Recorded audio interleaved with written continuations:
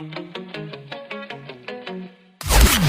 to go far in business and in life? You can't do it alone. The secret is expanding your network of personal relationships, building friendships, connecting on an intimate level, away from the office, over a coffee or cocktail. Welcome to All In with the real Nate Payo. The show that asks what happens when you go all in and leverage the power of your network of personal relationships.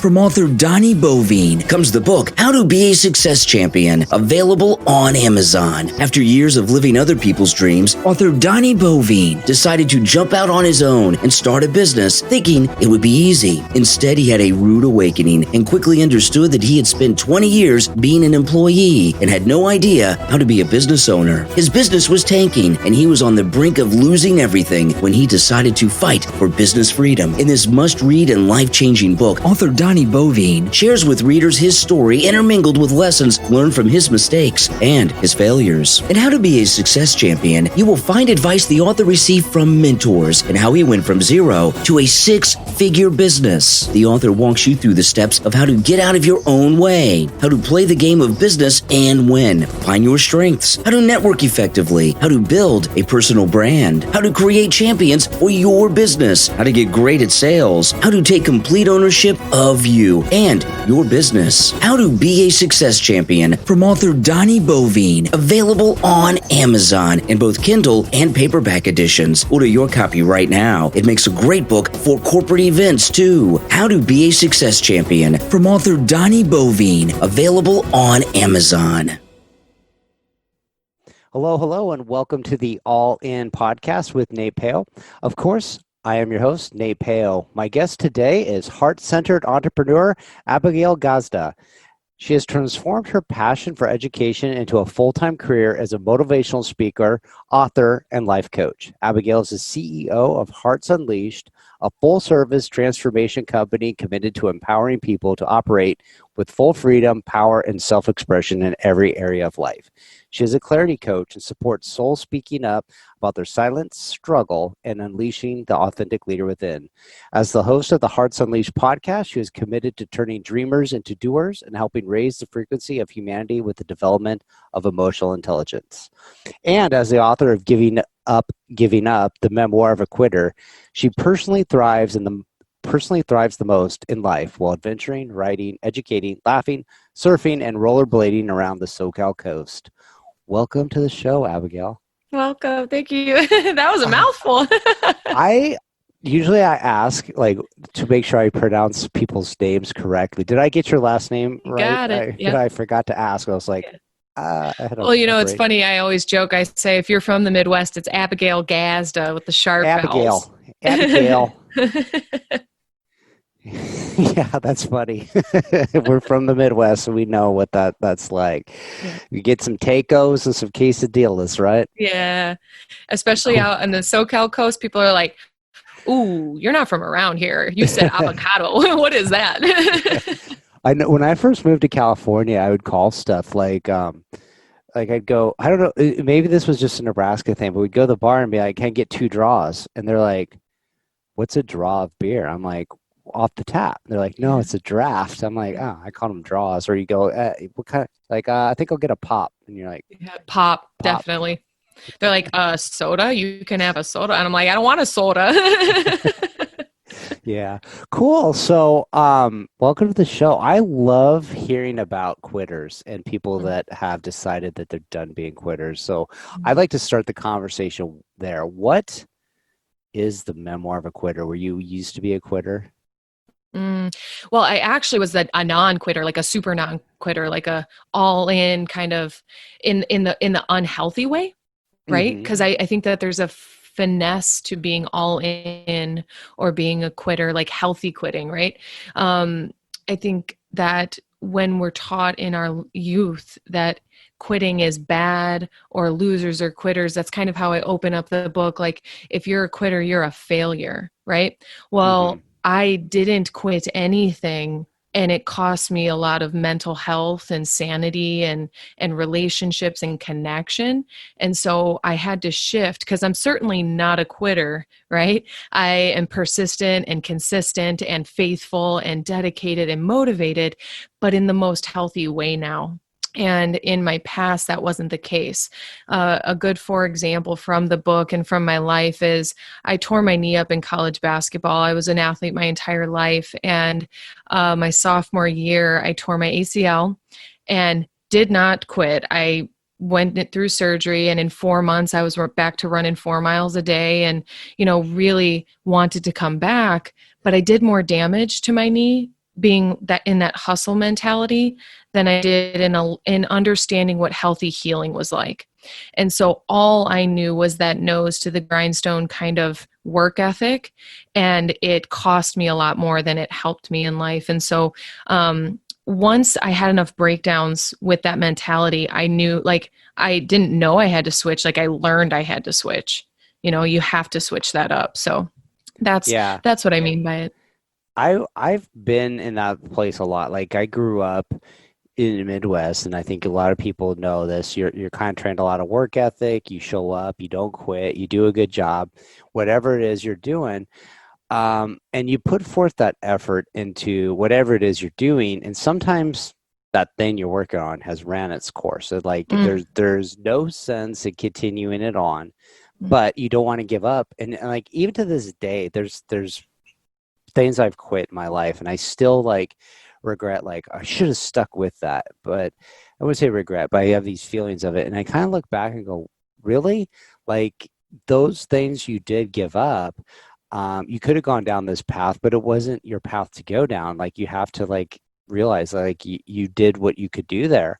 And even the thing where, like, I've quit things, you've probably done this too. You quit things, you leave them, and you maybe have regret that you quitted, or maybe you gave up too soon, and you go back to them and you think like, hey, I'll go back. And then once you go back, it's like, it's never the same as it once was. And you're just like, now you've quit it twice. And then you're like, oh my God, I'm like the double quitter. I'm just a constant failure. And there is some truth into that. Like, quitting and failing isn't the end of your story. It's the end of that lesson. And you can pick up the pieces and carry on. And I've used the idea of quitting as an idea not to start something too, just for the fact of like, well, I'm probably not going to do this for more than a year, so why get started? And then you go, okay, I'm not going to do it. But the thing is like, sometimes that's all you need to do something for is a brief period of time, and you're going to evolve and transition for that. So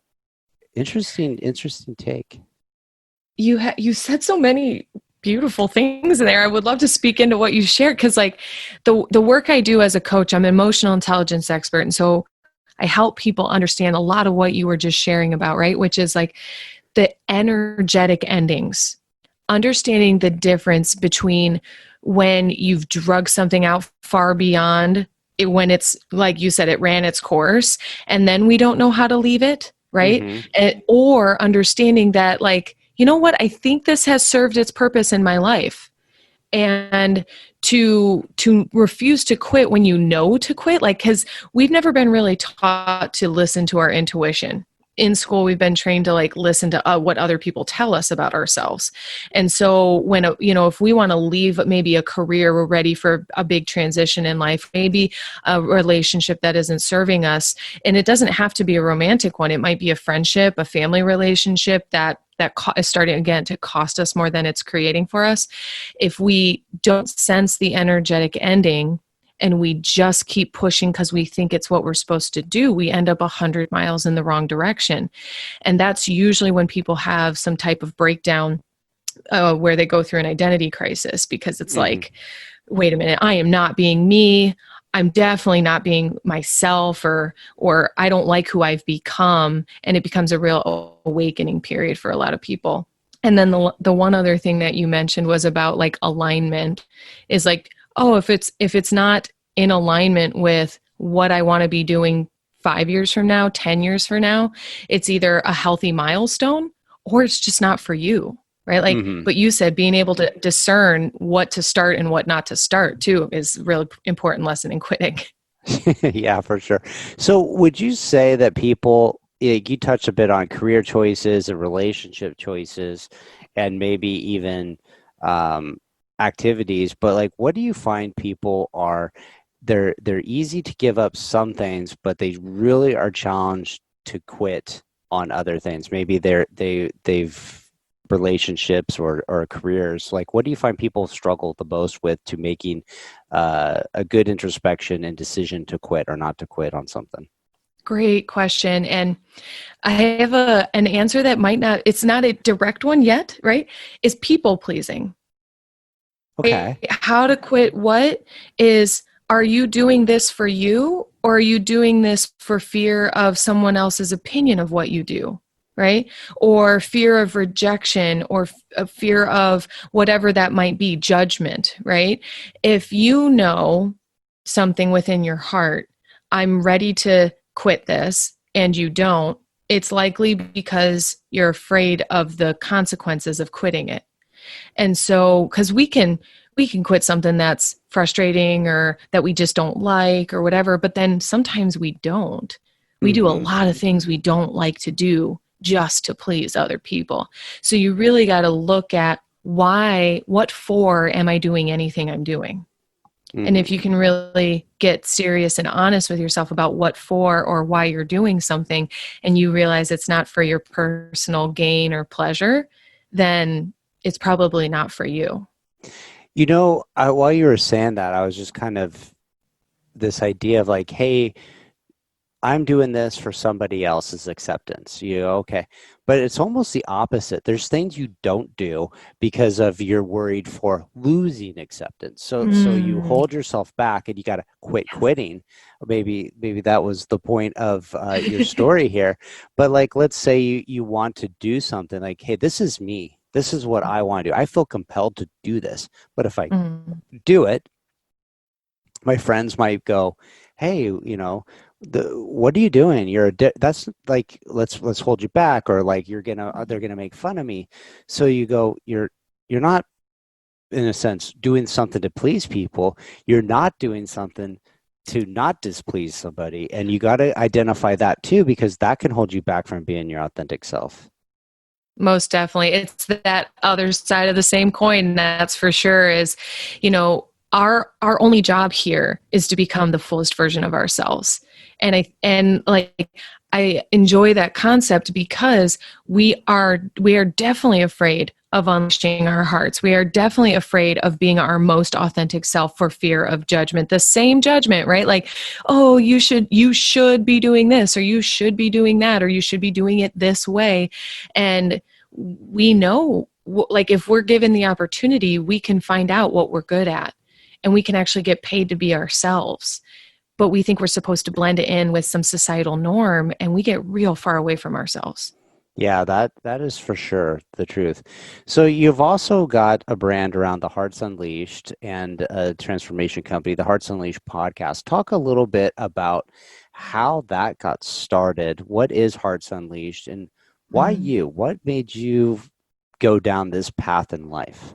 Yeah, that's a great question. I'm really enjoying your questioning. So, it didn't choose me, or like I didn't choose it. It chose me, kind of thing. Is I've been growing, especially specifically in the world of transformation since 2016. I have actually my degree in physical education and health. I was a teacher. I managed gyms. So I didn't exactly think I'd be a life coach, and I specifically call myself a clarity coach. Now, when I started my life, or like I always, being from a small town in Indiana, all I ever knew was the kind of heart I have, I've seen it on display as a teacher. So I want to be a teacher, right? And so like the caring and wanting to contribute to people and help children become contributing members of society.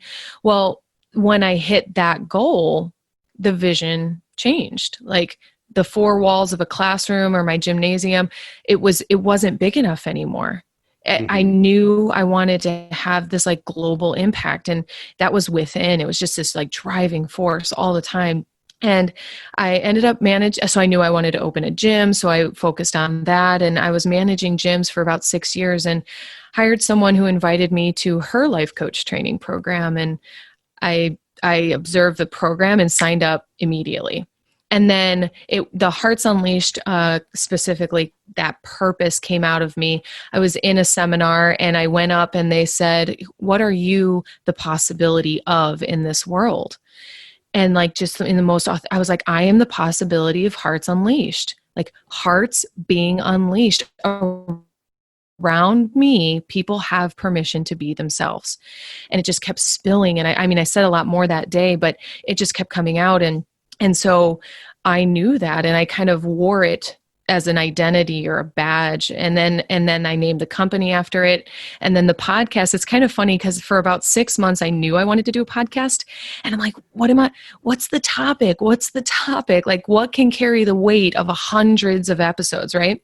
Mm-hmm. And I'm driving and all of a sudden it's like, Hearts Unleashed, right? Like that's it. And there's millions of hearts being unleashed, or can be, or already. And so it's just totally developed. And it's kind of funny because it's almost poetic in the sense that everything I end up talking about is about people living their heart unleashed. It always comes back around.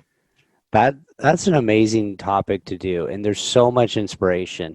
And I think why people should share their stories of becoming their true self, what they're called to do, their best version of themselves possible, what their potential is because we never know who we relate to. Like, we never know whose story is going to make that difference. So when you're just telling your story, there's going to be some people that relate to it, and there's going to be people that don't relate to it, and they don't like you, but they might like the story of your guest. And if you want to impact as many people, live up to your potential, you have to find a way to share your message that's going to relate to other people. And so I tell people all the time, like, I could say the exact same thing as you, like word for word, the exact same thing, but it might not resonate when I say it, but it resonates when you say it, and vice versa, you know? So it's so important to lean into that. And I think a lot of us we know our own story, like every bit of detail about it. So we don't think it's interesting. Like, I hear your story, like, wow, that's amazing. You had all these things happen to you and you overcame and you did this, and you're just like, well, I might have too, or somebody else in general is like, you have an amazing story too. You just forget that, like, other people don't know everything you know, and you need to share it. And why did you go down this path? What did you learn from this? How did you influence it?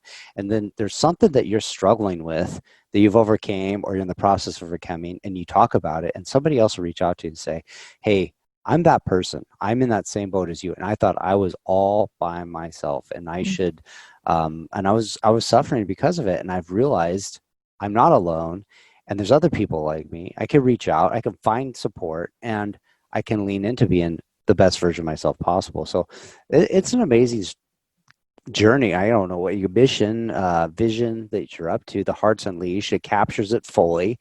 It makes perfect sense. Like, there's amazing things going on with it. So awesome stuff. What's been like your biggest hurdle overcoming as you transitioned from what you grew up doing and knowing to becoming the Hearts Unleashed, the founder of this movement? What's been the things that you've struggled with that have held you back? Yeah, I think I'll encapsulate it with the answer of like the different identity crises that have occurred, right? Because I could probably give you like 4 and 5 examples of where I've been held up in that process. But like, definitely the identity crisis of tearing up my knee in college. Like, I lost the athlete identity, even though, because I didn't quit. I stayed a college athlete for 3 more years, and I did a lot of damage to my knee and then my mental health. But then for me, a really pivotal moment was divorce. That I actually signed up for my life coaching program in November of 2015, and it started in February of 2016. And 3 days before the life coaching program started, my husband asked me for a divorce. And I didn't plan for that. I didn't know that that was coming. And I knew I was becoming a coach, but I didn't know what wasn't coming with me. Right. Mm-hmm. And so that was a big obstacle because it was the first time in my entire life that I had to prioritize my mental health. As an athlete, as a blue collar mentality kind of gal, like I knew hard work. So I knew you just go, right? Like you just hustle through it. It will work out. You can make it happen. But it wasn't about that anymore. Like I could achieve whatever I wanted in life, but my mind wasn't with it anymore. Mm-hmm. I didn't have motivation or passion or fulfillment. And so I had to say, I'm not doing all right. I feel rejected. I feel hurt. I feel very confused. And so I had to get in touch. I had to unify my head and my heart before I could ever do anything else to impact other people anymore.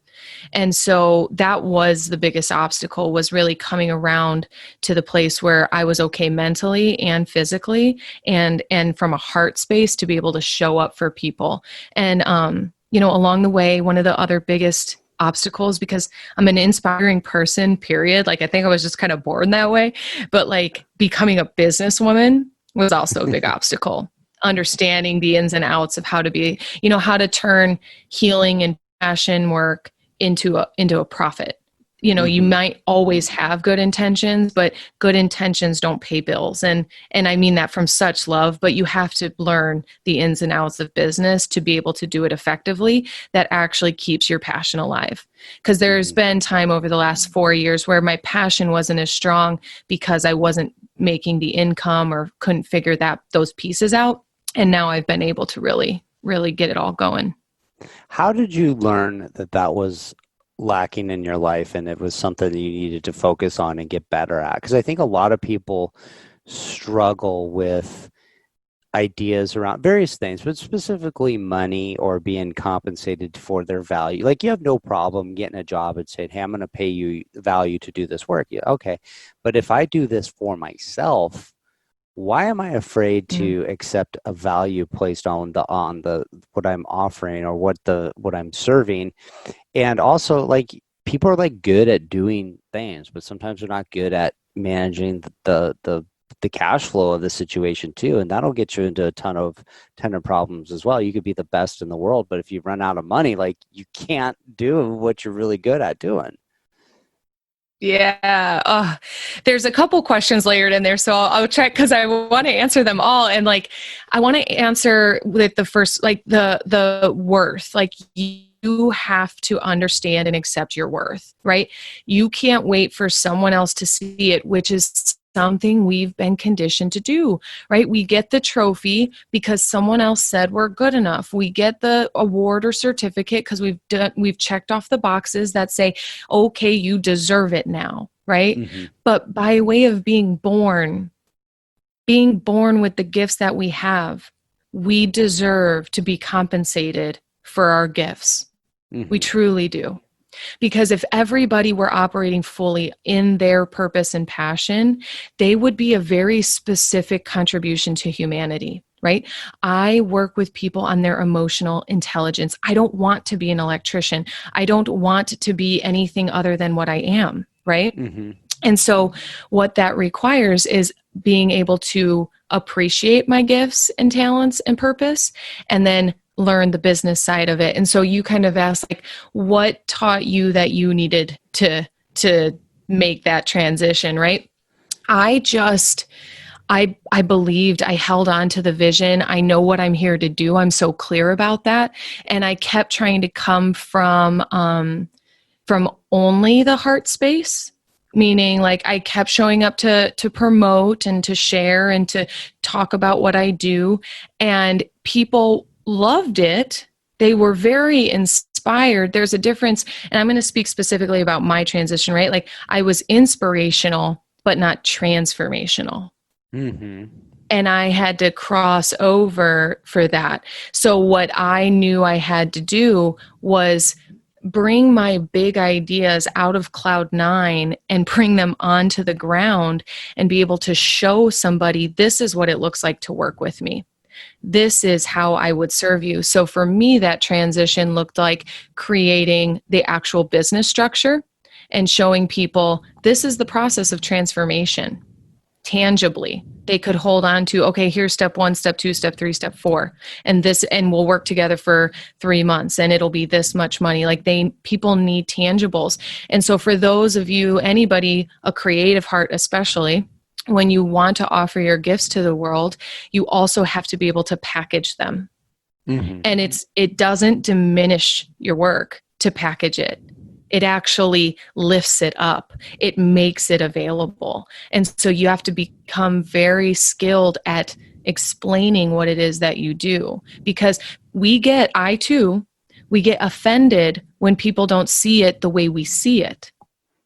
And we get our feelings hurt. So then we're like, nobody understands me. Nobody likes it. Oh, this is stupid. I'm done. Right? Yeah. So we give up real easy.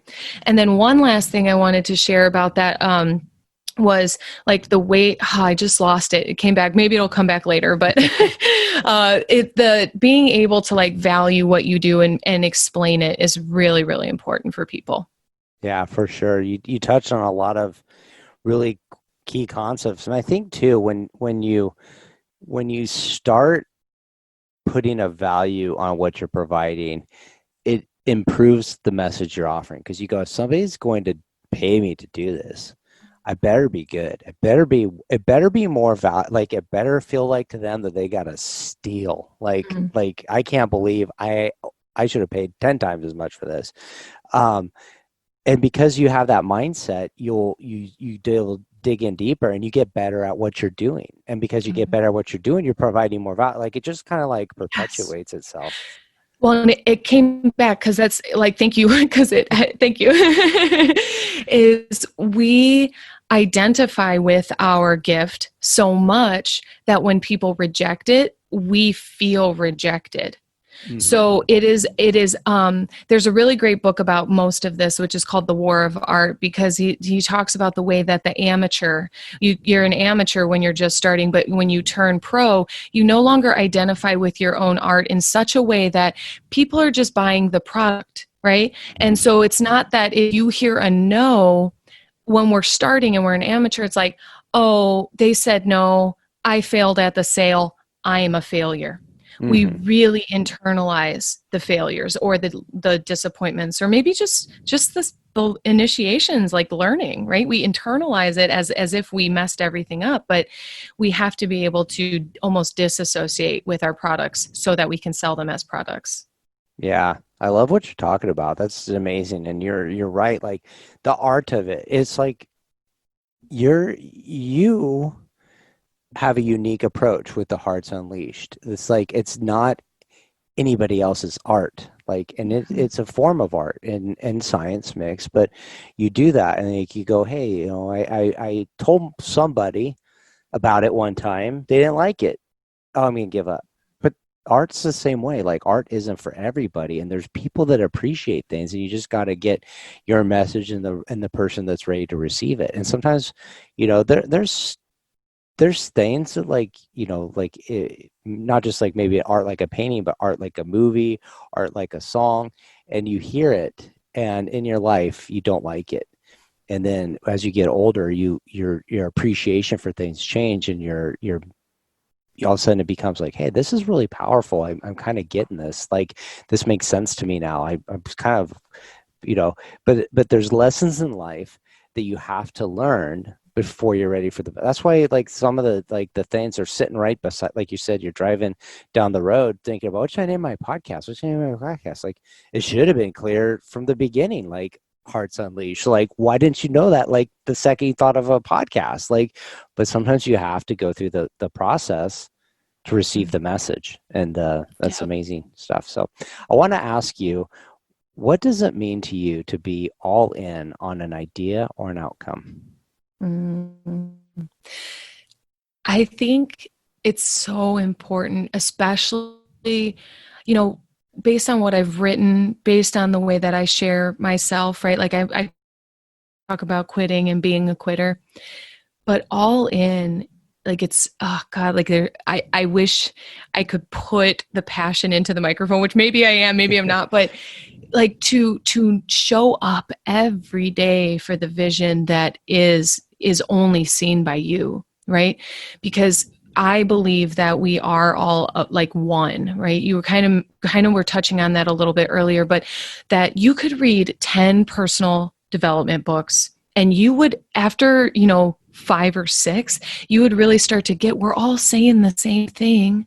Mm-hmm. We're all delivering the same truth, but we're packaging it in our personal way. And like, I love adding my own vernacular. I love adding my flair, this Abigail body and identity. But you're right, because I actually was a ghostwriter once upon a time. And I realized this is a great breakthrough. I was writing something and I was jamming out on the keyboard and it was this beautiful message. And it was going to go into a book that was packaged in someone else's name and mission and identity, right?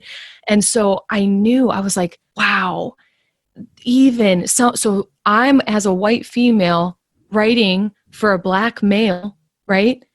That other people are going to identify with that man that will not identify with me. And it's okay. It is so okay. And that's why it's so important for every single person to live out their gifts, because no matter how loud I shout, no matter how far I reach, I will not not be seen and heard by everyone, right? None of us will.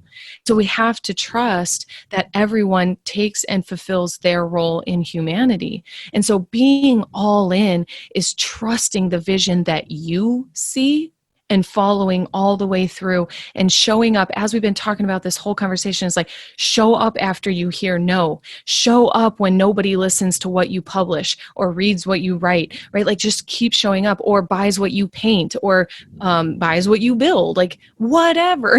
You keep showing up, because if you keep showing up, I really believe that the only way to fail is to quit. Like, that is so true for me. And so I just believe all in is about going again and again and again and again. Yeah. I love your answer. Thank answer. You.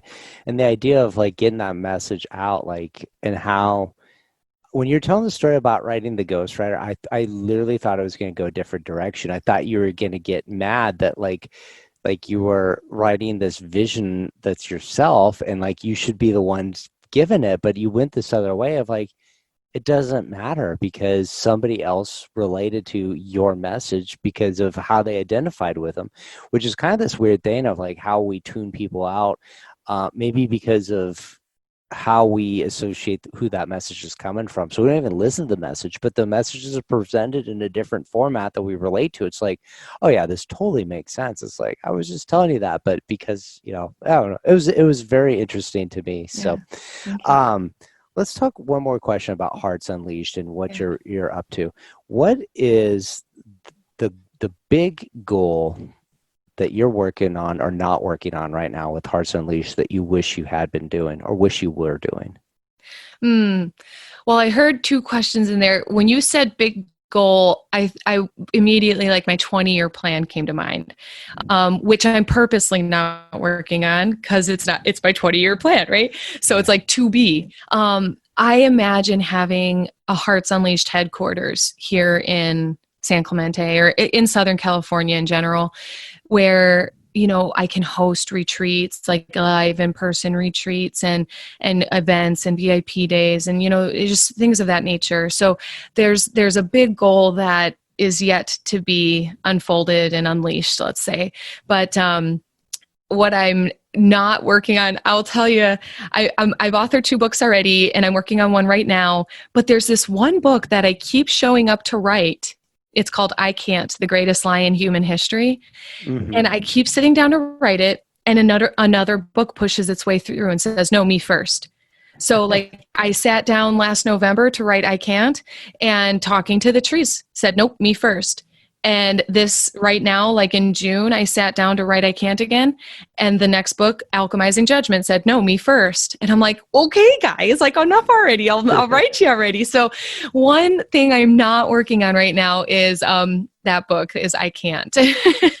What do you think it is that would be holding you back? Is it just there's other missions that there's other stories that need to be told, or Mhm. are you not digging deep enough, and then there's something that's holding you back, and so you're choosing a little bit easier path and avoiding it? Well, great question. Cause being who I am, like I get very, what's that movie? Like Inception, like do, do, do, do, do, like, Yeah. where am I? What's going on? And so sometimes I question my own thoughts, but what I know is I really want to write. I can't. And I think it's from my ego. Like my mind wants to write that book, but my heart is the one that will dictate when a different book comes through. Because I had written plenty of seed chapters for Talking to the Trees. And I actually wrote it I wrote it in the month of March and published it on May 1st, because this book was so determined to come through. Like I had some seed chapters and I'm like, I'll write that in 2023. Like it's my first fictional narrative. It's not important, right? Like I actually pushed that one off, but it's such a relevant story right now. It is so important. And like the quarantine comes into play, or not, it's not written into it, but it's a spiritual journey through nature to ground and connect to our inner truth and our spirituality. And right now in the world of craziness, like we need that. We need to find our center. And so I realized like how important that book was. And the night that I wrote the last paragraph of it, I just sat and I cried, because what I didn't know was how healing it was going to be for me. Because that book, writing it, made so much sense of phases of my life that I didn't understand until that very moment. And so I know that what's coming through is coming through the most authentically. That's an amazing story. Like this has been like a super fun conversation with Thank you. you. It could last forever, hours, I bet.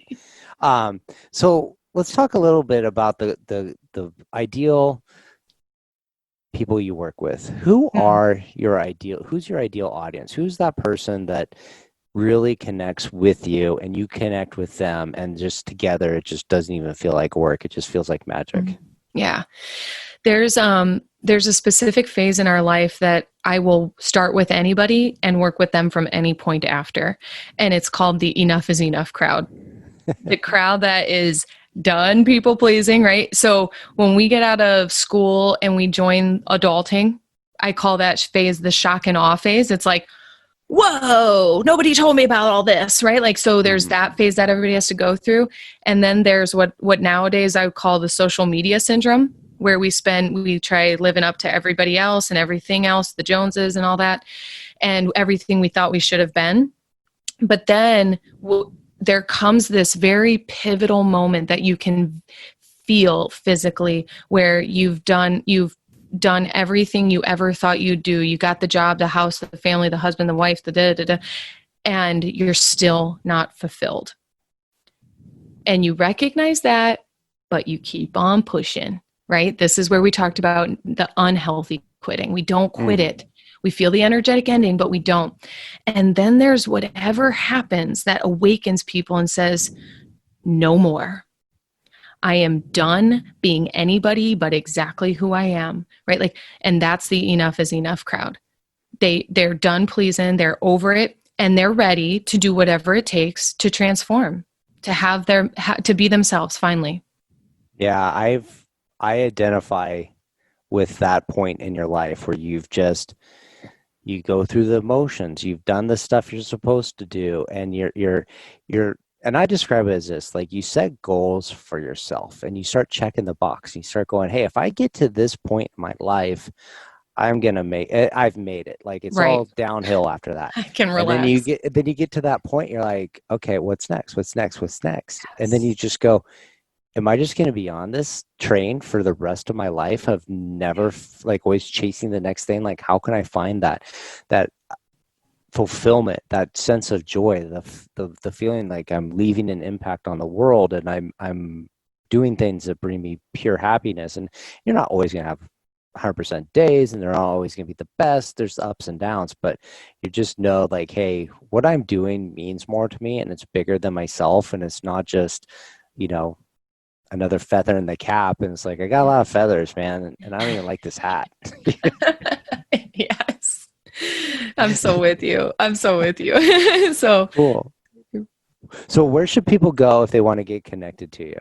Yeah, I would say my abigailgazda.com. I like to say it's 2020. If you find me in one place, you find me every place. So if you head to abigailgazda.com, it's the best place to really look at. You can find the podcast. You can find me on social media.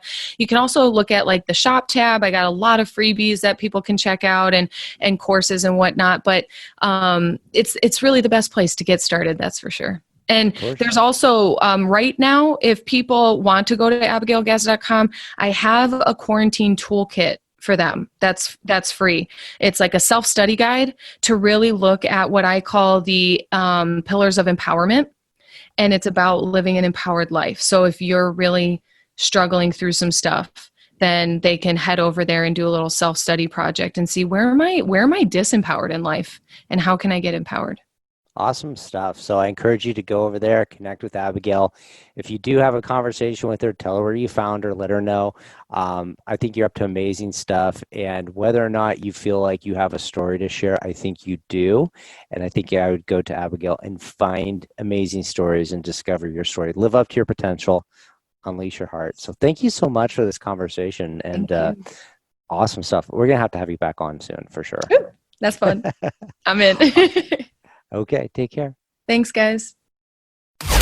Make sure to visit our website, therealnatepeo.com, where you can subscribe to the show on iTunes, so you'll never miss an episode of All In. While you're at it, if you found value, we'd appreciate a rating on iTunes, or if simply tell 2 friends about the show. Looking to connect? You can find Nate Peo on LinkedIn or Instagram.